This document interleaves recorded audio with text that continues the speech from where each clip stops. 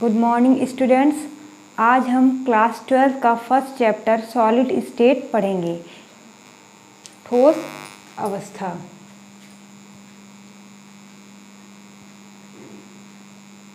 Solid state यानी कि ठोस अवस्था। ठोस क्या होता है आपको पता है। सॉलिड क्या होता है, जिसकी आकृति जो होती है, स्ट्रक्चर जो होता है वो रिजिड होता है, वो बह नहीं सकते हैं, उनका आकार निश्चित होता है, यानी कि उनका वॉल्यूम भी निश्चित होता है, आयतन भी निश्चित होता है। उसको क्या बोलते हैं हम लोग, सॉलिड बोलते हैं। और सॉलिड स्टेट में आपने ये भी पढ़ा है कि ये टू टाइप्स के होते हैं। एक होते हैं अक्रिस्टलीय, एक होते हैं क्रिस्टलीय। एक होते हैं नॉन क्रिस्टलाइन और क्रिस्टलाइन। ओके, इसके आगे हम पढ़ेंगे क्रिस्टल जालक। क्या पढ़ेंगे, क्रिस्टल जालक यानी कि क्रिस्टल लैटिक। देखिए क्रिस्टल लैटिक क्या है।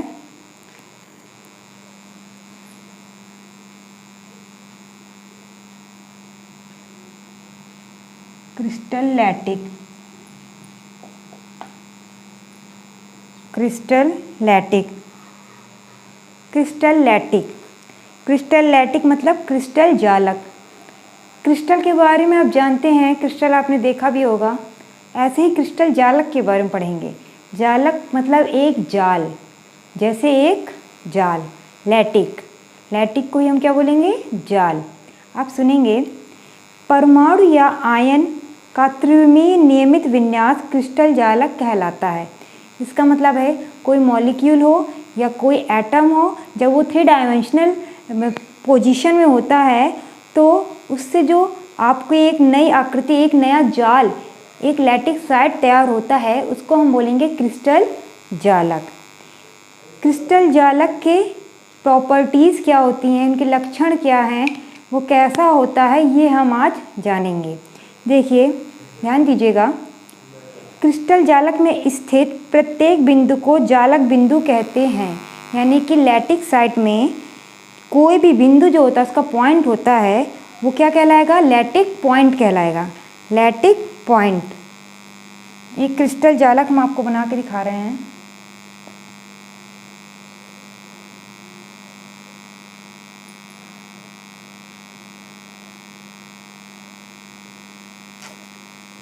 आप अपनी बुक में डायग्राम अच्छे से देख लीजिएगा।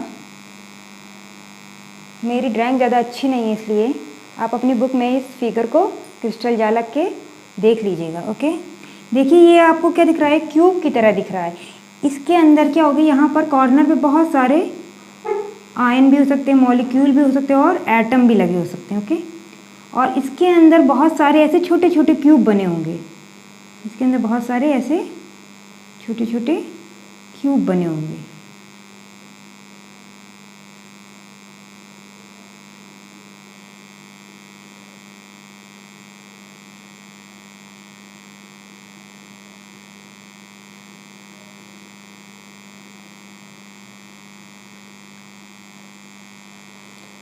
मैं ऐसा सोच रही हूँ कि आपको ये समझ में आ गया होगा। इसके अंदर एक छोटे छोटे से क्यूब बॉक्स बने होंगे। ओके, आप समझ लीजिएगा, बुक में आप देख लीजिएगा।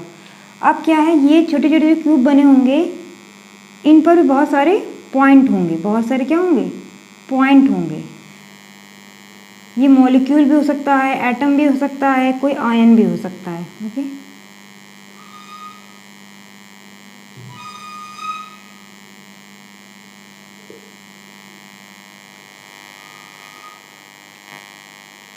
ध्यान दीजिएगा, क्रिस्टल जालक में स्थित प्रत्येक बिंदु को जालक बिंदु कहते हैं। यानी कि पर्टिकुलर हर पॉइंट को क्या बोलेंगे आप, जालक बिंदु, यानी कि लैटिक पॉइंट बोलेंगे। क्या बोलेंगे, लैटिक पॉइंट। ये आपके क्या है, ये लैटिक पॉइंट है, ये लैटिक पॉइंट है, लैटिक पॉइंट, ये सब क्या है, लैटिक पॉइंट हैं। और इन सभी एक लैटिक पॉइंट से दूसरे लैटिक पॉइंट को जब मिलाते हैं, या ऐसे जैसे इसको इससे मिलाया, इसको इससे मिलाया, तो ये जो मिलता चला जा रहा है, ये पूरा आपका क्या बन जा रहा है, ये पूरा आपका बन जाएगा क्या, एक क्रिस्टल जालक, यानी कि लैटिक, क्रिस्टल लैटिक बन जाएगा आपका। ठीक है, इतना आपको समझ में आ गया होगा। इसके आगे ध्यान दीजिएगा, प्रत्येक जालक बिंदु पर अणु, परमाणु या आयन को निरूपित करता है। जैसा अभी मैंने बताया है, जो ये लैटिक साइट है इसमें प्रत्येक ये जो पॉइंट हैं ये सब क्या होंगे, ये आपके क्या कहलाएंगे, एटम, मॉलिक्यूल या कोई भी आयन। नेक्स्ट पॉइंट, जालक बिंदुओं को सीधी रेखा से मिलाने पर क्रिस्टल जालक की ज्यामिति बनती है। अभी मैंने बताया प्रत्येक पॉइंट को मिलाने से क्या होगा, एक जालक पूरा यानी कि एक जाल तैयार हो जा रहा है, जिसको आप क्या बोलेंगे, क्रिस्टल जालक यानी कि क्रिस्टल लैटिक। नेक्स्ट पॉइंट आप देखेंगे इसके आगे, ये आपका क्रिस्टल जालक खत्म हो गया यानी क्रिस्टल लैटिक। इसके बाद हम पढ़ेंगे यूनिट सेल, हिंदी में इसको बोलते हैं इकाई कोशिका या यूनिट सेल भी आप हिंदी में लिख सकते हैं। यूनिट सेल,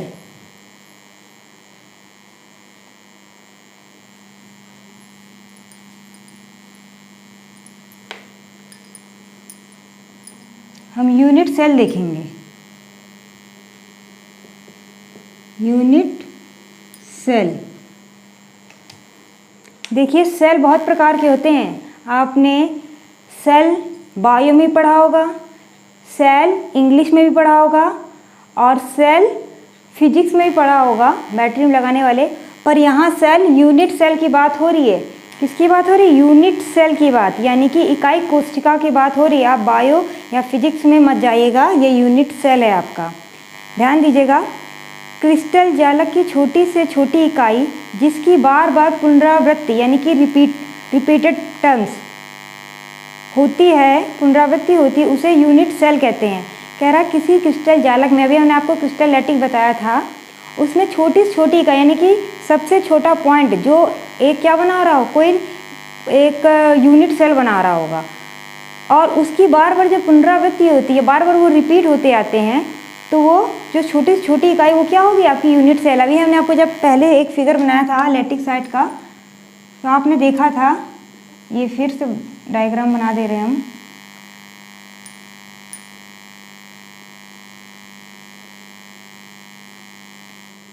बहुत सारे पॉइंट हैं ये आपके, इसके अंदर भी बहुत सारे बने हुए हैं क्यूब की तरह। क्यूब तो मेरा आपको पूरा नहीं दिखेगा, समझ में आएगा, आप ऐसे समझ लीजिएगा, ठीक है। तो ये समझ लीजिए पूरा क्यूब बना हुआ है, ये समझ लीजिए ये जो एक बना हुआ है, एक यूनिट सेल ये है, ये फिर रिपीट हुआ होगा तो ये बना होगा, ये यूनिट सेल फिर रिपीट हुआ होगा तो ये बना होगा। ऐसे ये रिपीट होते जा रहे हैं बार बार, ये क्या हो रहे हैं आपके, रिपीट होते जा रहे हैं, ये रिपीट होते जा रहे हैं। तो कह रहा है किसी क्रिस्टल लैटिक में यानी किसी क्रिस्टल जालक में जब कोई सबसे छोटी इकाई, सबसे छोटी यूनिट जो बार बार रिपीट करके एक जाल को तैयार कर रही है यानी क्रिस्टल लैटिक को तैयार कर रही, तो वो सबसे छोटी यूनिट ही क्या कहलाती है, आपकी यूनिट सेल। ये पूरा एक यूनिट सेल से ही मिलकर बना हुआ है। ये जो छोटे छोटे आपको दिख रहे हैं क्यूब, यही क्या है आपके यूनिट सेल, यानी एक यूनिट सेल, ये एक यूनिट सेल, ये एक यूनिट सेल, ये सब क्या है, ये यूनिट सेल हैं आपकी, ठीक है। यही यूनिट सेल रिपीट होकर आपको क्या बनाता है, क्रिस्टल जालक लैटिक, क्रिस्टल लैटिक बनाता है। ये आपको समझ में आ गया होगा। फिर से एक बार रिपीट कर दे रहे हैं, क्रिस्टल जालक की छोटी से छोटी इकाई जिसकी बार बार पुनरावृत्ति होती है उसे हम क्रिस्टल जालक उसे हम यूनिट सेल कहते हैं। नेक्स्ट देखिए यूनिट सेल अब कैसे होते हैं और किस प्रकार के होते हैं, ये हम आगे पढ़ेंगे। पैरामीटर्स ऑफ यूनिट सेल, इकाई सेल के पैरामीटर, हिंदी में बोलेंगे इकाई सेल के पैरामीटर। यूनिट माने होता है हिंदी में इकाई, पैरामीटर्स ऑफ यूनिट सेल। ध्यान दीजिएगा, यूनिट सेल की पहचान 6 पैरामीटर से की जाती है। यूनिट सेल की पहचान 6 पैरामीटर से होती है। नंबर 1 क्या है आपका, अक्षीय दूरी यानी कि एक्सेस डिस्टेंस। अब ये अक्षीय दूरी क्या है देखेंगे, अक्षों के मध्य बने कोणों को अक्षीय दूरी इसे ABC से व्यक्त करते हैं। देखिएगा इसी में आप ध्यान दीजिए, जैसे ये एक एक्सेस है, एक्स एक्सेस, एक ये होगा Y, एक ये नीचे जा रहा होगा एक Z। इसको हम साफ साफ देख लें फिर से, इसी फिगर में आप ये जो फिगर बन रहा है, इसी फिगर से ही आप सारे फिगर पढ़ते चले जाएंगे आगे, पूरा इसी फिगर में रहेगा आपका। ज़्यादा से ज़्यादा आपके टॉपिक इसी फिगर से हैं। जैसे कि हम बना दें, आपको फिर से क्यूब बना के दिखा रहे हैं।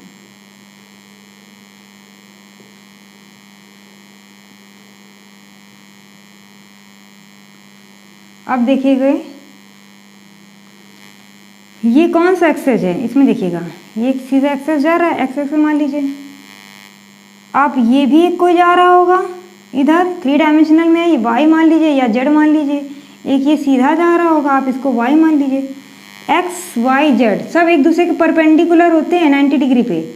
चाहे आप इसको एक्स, इसको वाई, इसको जेड मान लीजिए, चाहे आप इसको जेड मान लें और इसको वाई, सब एक दूसरे के क्या हैं, परपेंडिकुलर हैं। कुछ भी मान सकते हैं आप यहाँ पर, एक्स एक्सेस, वाई एक्सेस और जेड एक्सेस। ये कह रहा है 3 डायमेंशनल में है, ये 3 डायमेंशनल में आपको दिख रहा है एक्स वाई जेड। अक्षीय दूरी इसे ए बी सी से व्यक्त करते हैं। इसे किससे व्यक्त करेंगे, हम डिफाइन करेंगे ए बी सी से। जैसे हम कह दें ये क्या है, ए डिस्टेंस से बोल सकते हैं, ठीक है। इसको आप बी बोल सकते हैं, इसको आप सी बोल सकते हैं, ए बी सी। या आप ए इसको सी मान लें, इसको भी मान लें, किसी को भी मान सकते हैं। ओके, आगे देखेंगे अक्षीय कोण यानी कि एक्सेस एंगल। अक्षों के मध्य बने कोण को अक्षीय कोण कहते हैं। इसे आप अल्फा बीटा गामा मान सकते हैं। जैसे आप इसको मान लें अल्फा, इसको मान लें बीटा, इसको मान लें क्या, कौन सा, गामा। यानी कि ये ए एक्सेस पे और ये जो बी है, ए डिस्टेंस और बी डिस्टेंस के बीच, यानी कि एक्स एक्सेस और वाई एक्सेस के बीच में अल्फा एंगल बन रहा है, ये एंगल। वाई और जेड के बीच में बीटा एंगल बन रहा है। जेड और एक्स के बीच में गामा एंगल बन रहा है। तो ये आपके क्या होंगे, पैरामीटर्स ऑफ यूनिट सेल। आगे आप देखेंगे, इसी के आगे आप चलेंगे। अब इसके टाइप्स पढ़ेंगे हम। टाइप्स में क्या होगा, ध्यान दीजिएगा, टाइप में क्या होगा आपका। फर्स्ट है आपका body centred unit cell. Body centred unit cell,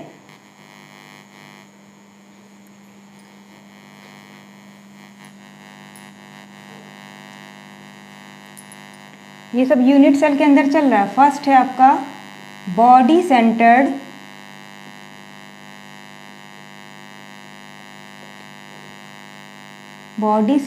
unit cell, unit cell, body centred unit cell. देखिएगा बॉडी सेंटर्ड यूनिट सेल क्या है। इसे हिंदी में केंद्रीय मात्रक कोशिका कहते हैं। इंग्लिश में याद रखिएगा, ज़्यादा सही रहेगा। इस यूनिट सेल में घन के 8 कोणों पर 8 परमाणु होते हैं तथा घन के प्रत्येक केंद्र में एक परमाणु स्थित होता है। कहने मतलब हम फिर से एक बार वही आपको क्यूब बना के दिखाएंगे।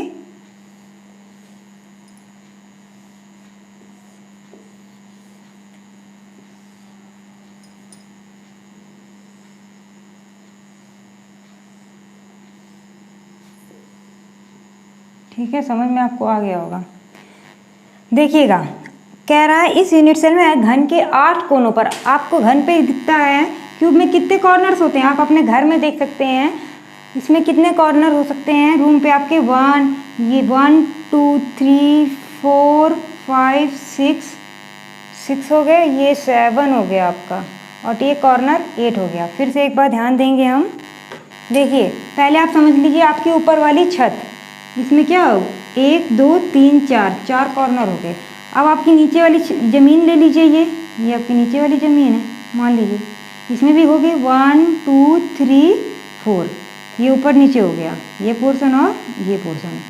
अब देखिए एक ये फेज इधर वाला आप ले लीजिएगा, एक आप दीवार 1 2 3 4, आप इस दीवार को देखेंगे, ये वाली दीवार जो आपकी है 1 2 3 4, ठीक है। एक आप देखिए एक ये साइड है आपकी दीवार की और एक दीवार के इस दीवार के पीछे उधर, तो आप ऐसे समझ लीजिएगा एक ऊपर है एक नीचे है, एक दीवार इस साइड है एक दीवार इस साइड है, एक आगे आपके और एक आपके पीछे है। तो ये कह रहा है ऐसा कोई क्यूब होगा तो उसमें क्या होगा, हर एक कॉर्नर पे क्या होंगे, एक एक मॉलिक्यूल हो सकता है, एटम हो सकता है या कोई आयन। हो गया। इसके बाद ये कह रहा है जब बॉडी सेंटर्ड होगा तो इसके बीच में खाली, यानी मान लीजिए एक रूम के एकदम बीचम बीच एक क्या हो, एटम हो, ये बीचम बीच, तो ये आपका हो जाएगा बॉडी सेंटर्ड। पूरी बॉडी के सेंटर में एक atom, body centred unit cell. आगे देखेंगे, यानी कि इसको क्या बोलेंगे, बॉडी सेंटर्ड यूनिट सेल को। इस यूनिट में घन के 8 कोनों पे, 8 कोनों पर 8 परमाणु होते हैं तथा घन के केंद्र में एक परमाणु स्थित होता है। एक बीच में क्या है, एक परमाणु है। नेक्स्ट आप देखेंगे, इसका फॉर्मूला होगा, यह यूनिट सेल 2 परमाणुओं की बनी होती है।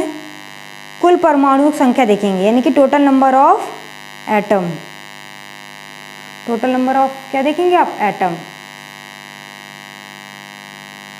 देखिएगा फॉर्मूला, कोनों पर स्थित कुल परमाणु। आपको कोनों में कितने परमाणु दिख रहे थे अभी, एटम, यानी कि आपको दिख रहे थे 8, इंटू 1/8 से मल्टीप्लाई हो जाएगा। ये फॉर्मूला है आपका, ठीक है। फिर क्या होगा, प्लस पूरे सेंटर में क्या है, एक ही तो आपका मॉलिक्यूल मिला है, आपको एक ही एटम मिला ना, तो आप यहाँ करेंगे 1 इंटू 1 से मल्टीप्लाई, पूरे बॉडी में एक है इसलिए 8 से 8 कट गया, अब आपका बचा 1, 1 इंटू 1 हुआ 1, टोटल आ गया 2, ठीक है। तो ये इसका फॉर्मूला है। इतना आप समझेंगे, नेक्स्ट हम आपको आगे नेक्स्ट वीडियो में बताएंगे। Thank you.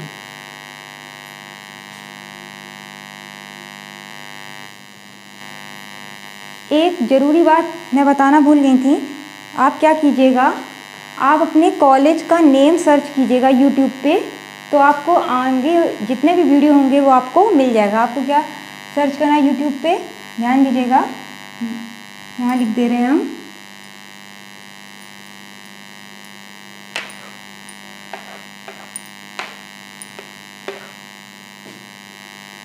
SSB, capital letter में SSB, inter college, INTER, inter college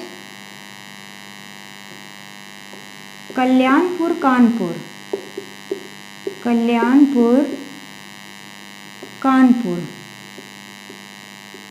आप क्या कीजिएगा, यूट्यूब पे इसको सर्च कीजिएगा तो आपको आपके कॉलेज का नेम मिलेगा। उसके बाद यहाँ पर सब्सक्राइब लिखा होगा, आप सब्सक्राइब कर लीजिएगा और रेड कलर सब्सक्राइब होगा और यहाँ पर एक बेल आइकन, बेल बनी होगी, आप उसको क्लिक कर लीजिएगा, तो आपको सारे आने वाले वीडियो आपके क्लास के उसमें अवेलेबल हो जाएंगे। Okay, thank you.